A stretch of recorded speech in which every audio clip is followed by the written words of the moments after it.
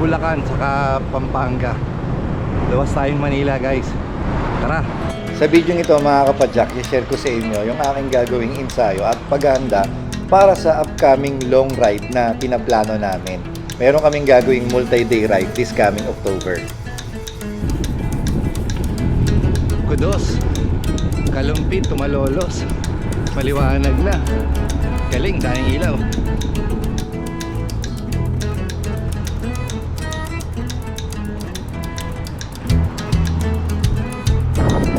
Malolos. Meron na rin akong ilang mga long ride na nagawa at na-share na video gaya nung nag one shot Baguio ako, tapos yung nag Laguna Loop kami. Pero meron akong hindi pa nagagawa, yun ngang multi-day ride. Kaya yun, nag-ensayo tayo. Bukod sa ensayo, tinetest ko na rin yung gagamitin kong equipment gaya ng bike na gamit ko, itong Factor Ostro Gravel. At the same time, yung mga bags na dadalin ko doon sa gagawin naming multi-day ride. Kasi kailangan kong magdala ng ilang mga gamit at ilang mga kailangan ko para sa ride na gagawin namin. Honestly speaking, hindi ko alam kung makakaya ko ba yung gagawin naming long ride. Wala akong idea kasi first time kong ang gagawin ito na magra-ride ako ng around 200 plus kilometers. And then the following day, ganun din halos yung distance na i-cover namin. At meron pang isa pang araw na kung magtatagal kami, aabutin pa ng 3 days most likely. Kaya hindi ko alam kung anong mangyayari, pero syempre kinakailangan paghandaan natin, pag-ensayuhan. Bukod din ng ensayo, syempre dapat on point din yung mga nutrition, hydration na gagamitin natin sa ride na ito. Marilaw, Bulacan na tayo. Andiyan SM, oh.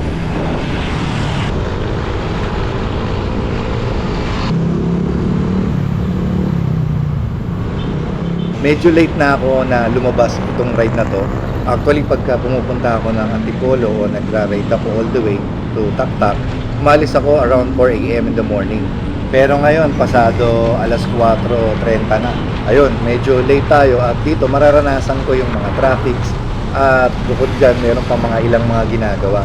Which, alam ko na sakto kasi sa multi-day ride na gagawin mo, may experience mo talaga yung mga gano'n na marami kang makakasabay na mga sasakyan. Ito yung madalas na nakakalaspag yung maraming traffic tapos mayroong mga ginagawang daan, uneven surface, lubak-lubak. Kaya for me, the best bike of choice na gagamitin ko is my gravel bike.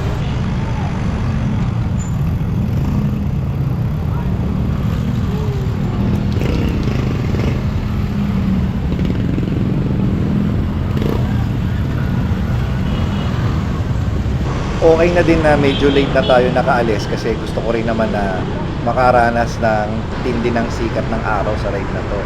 Kasi alam niyo naman, ng mga nakaraang linggo, hindi naman ako makapag-hit training dahil laging nag-uulan.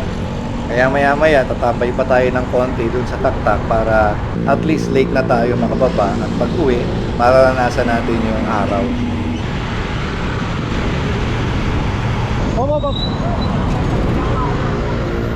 O nga pala guys, anong masasabi nyo, no? Kasi kadalasan, pagka nagra-ride ako, especially dito sa Quezon City, Metro Manila area, na-experience ko na marami kong mga nakakasabay na mga motor na gumagamit ng bike lane. Para sa akin, wala namang problema yon, walang issue. Okay lang sa akin na ma-share natin yung bike lane para dun sa mga nagmumotor kasi lahat naman sila gusto rin nilang maaga makapasok ng trabaho o makapunta sa kanilang mga dinadaanan. Sa akin, okay lang naman, no? Pero syempre, ang akin lang sana maingatan din nila yung mga nagbibisikleta. Syempre, priority pa rin para sa mga siklista yan.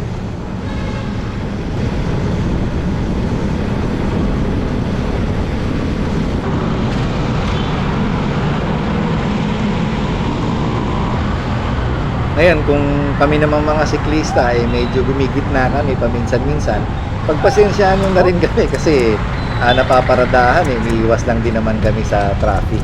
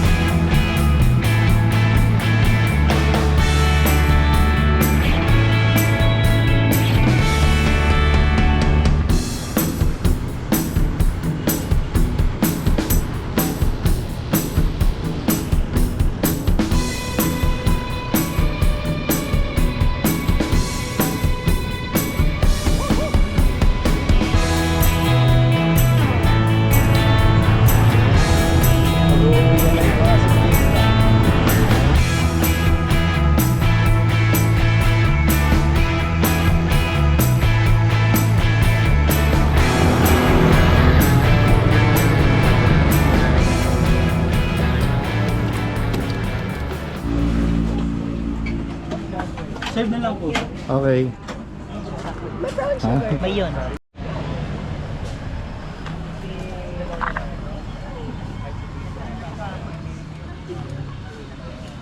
3 hours and 32 minutes.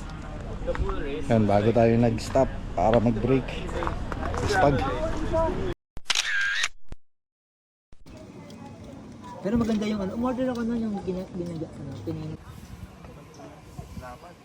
So pag nagman yung tasting ka maganda. Idol, baka may gusto kang i-shoutout. Shoutout po kay Redstar. Hindi siya nagpunta dito. Yayin na ako pabalik ng Pampanga. Kapag breakfast na rin. Tsaka nakatambay. Nakakwentuhan ko pa yung pinsan ko. Si Doc Reggie from Marikina.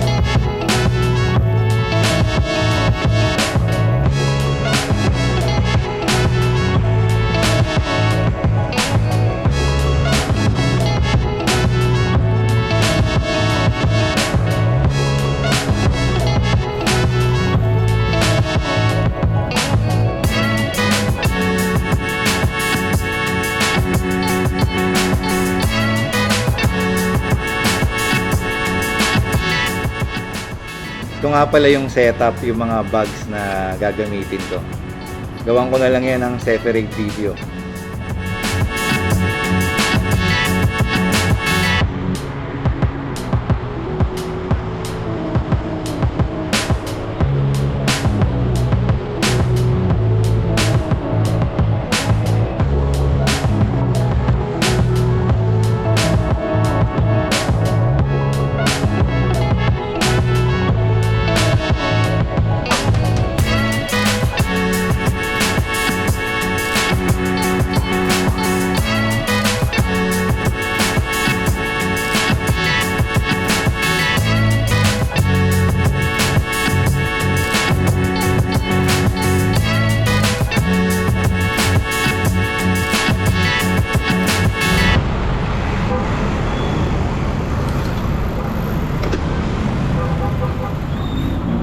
Grabe guys, wala pang alas 11, ganun na siya kainit. Imagine kung papadyak ka ng around 11, 12, alauna, alas 2, or even hanggang alas 3. Sigurado, malulusaw ako sa init ng araw. Kaya nga sabi ni Sir Mark Casquero, si Mark Casquero nga pala yung makakasama natin, God willing, this coming October. Kaya sabi niya, mas mabuti na makapag-hit training ako mas papaano. May kawayan na. Kunti na lang to. Init.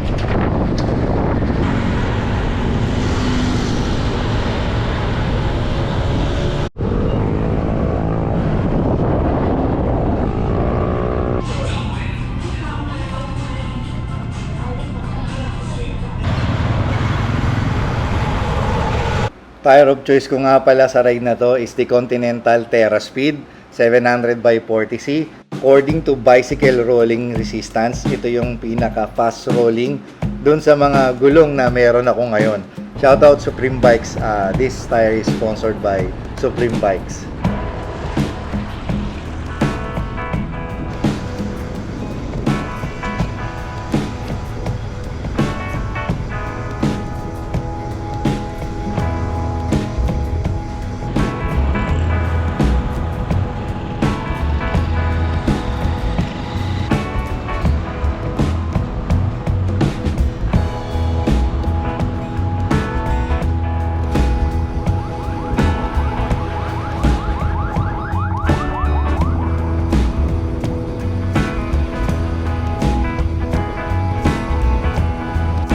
CEU, Malolo, mga 10 kilometers na lang.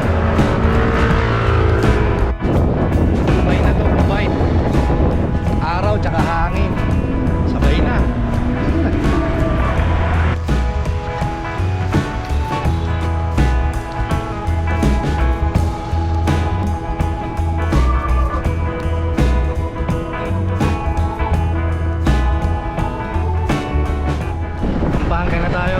Apalit.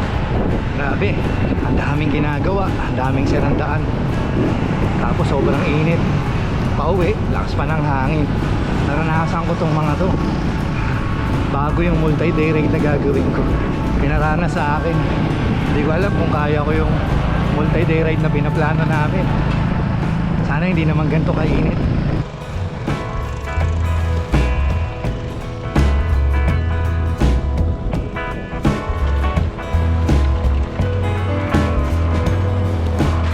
Okay guys, Saudi Apalit na.